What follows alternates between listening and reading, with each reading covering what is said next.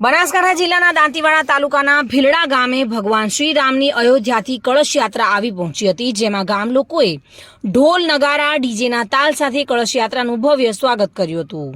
આખા ગામમાં ભગવાન શ્રી રામની ભવ્ય રેલી પણ નીકાળવામાં આવી હતી। ગામના લોકોમાં આનંદની લાગણી જોવા મળી હતી। ગામના સરપંચ, ગામના આગેવાનો અને સર્વ સમાજના લોકો રામ રેલીમાં જોડાયા હતા। જ્યારે અયોધ્યા ખાતે 22 જાન્યુઆરીના રોજ ભગવાનની મૂર્તિનો પ્રાણ પ્રતિષ્ઠા થવા જઈ રહ્યો છે, ત્યારે લોકોમાં કેવો ખુશીનો માહોલ છે તે જાણવાનો પ્રયત્ન અમારા રિપોર્ટરે કર્યો હતો। શું કહી રહ્યા છે રામ ભક્તો, આવો સાંભળીએ। લેડા ગામે શ્રી રામની કળશ યાત્રા આવી પહોંચી।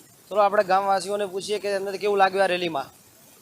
શ્રી રામ જન્મભૂમિ તીર્થ ક્ષેત્ર અયોધ્યા મુકામે આજે આપણે ભીલડા ગામે જે કળશ યાત્રા આવેલી છે, પાંથાવાડા રાષ્ટ્રીય સ્વયંસેવક સંઘ દ્વારા જે 50 ગામો છે, આજે ભીલડા મુકામે જે કળશ યાત્રા આવી હતી, સૌ ગ્રામજનો એકઠા થઈ અને આ કળશ યાત્રામાં સૌએ શ્રી રામના નાદ સાથે, સૌએ જય શ્રીના નારા સાથે સૌએ એકઠા થઈ અને બધા ગામમાં રેલી કાઢી અને સૌ એકઠા થઈ બધા રામની આરતી કરવામાં આવી। અને 22 તારીખે કઈ રીતે કાર્યક્રમ કરવાનો છે, ગામમાં સમૂહ ભોજન કરવાનું છે, કઈ જગ્યાએ કાર્યક્રમ કઈ રીતે કરવાનો છે એની પણ ચર્ચા કરવામાં આવી। અને આ રામનું મંદિર અયોધ્યા છે એ 501 વર્ષે રામ બિરાજમાન થવાના છે, તો એ દિવસે આપણા ગામ પણ અયોધ્યા બને એ માટે સૌએ સંકલ્પ લીધા છે। અને એ દિવસે એની સાથે સાથે પણ ગામમાં કોઈ પ્રકારનું વ્યસન ન થાય એના માટે પણ બધાએ સંકલ્પ લીધો છે અને સૌ સાથે મળી અને રામના કામમાં જોડાયા છીએ।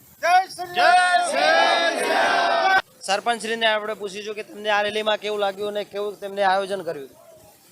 આજે ભીલડા ગામે આવેલ રામની કળશ યાત્રામાં અમે ગામના સૌ આગેવાનો મળી અને સર્વ સમાજના સાથે મળી અને એક ભક્તિનો માહોલ સજાયો છે, તે બદલ અમે સૌ ગામ વતી અમને દિલથી આવકારીએ છીએ।